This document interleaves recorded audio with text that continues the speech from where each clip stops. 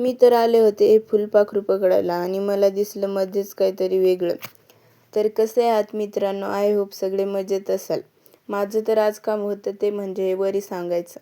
तुम्हाला तर मी मागच्या व्हिडिओमध्ये सांगितलं होतं की दिवाळी संपली की आमचं हे सीझन चालू होतं ते म्हणजे हे सांगायचं. माझं तरी इकडे हे काम चालू होतं सांगायचं, पण वरीपेक्षा जास्त तर मला हा गवतच दिसत होता.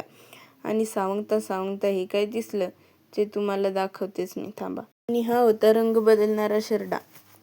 तर मी सांगत होते थोडंसं रंग बदलून दाखव बरं. तर तो म्हणत होता माझा मूड नाही आहे, तुझं काम कर. बघता बघता इकडे भात सांगायचं मशीन पण आलंच होतं. म्हटलं बरं झालं, 1 दिवसाचं काम 1 तासात होईल.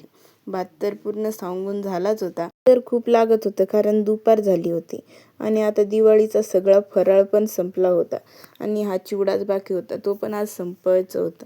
एवढंच काम तर बाकी होतं, बाकी सगळं सांगून झालं होतं. आणि हो, व्हिडिओ आवडला असेल तर लाईक करा, फॉलो करा, कमेंट करा आणि शेअर करायला विसरू नका. भेटूया पुढच्या ब्लॉगमध्ये.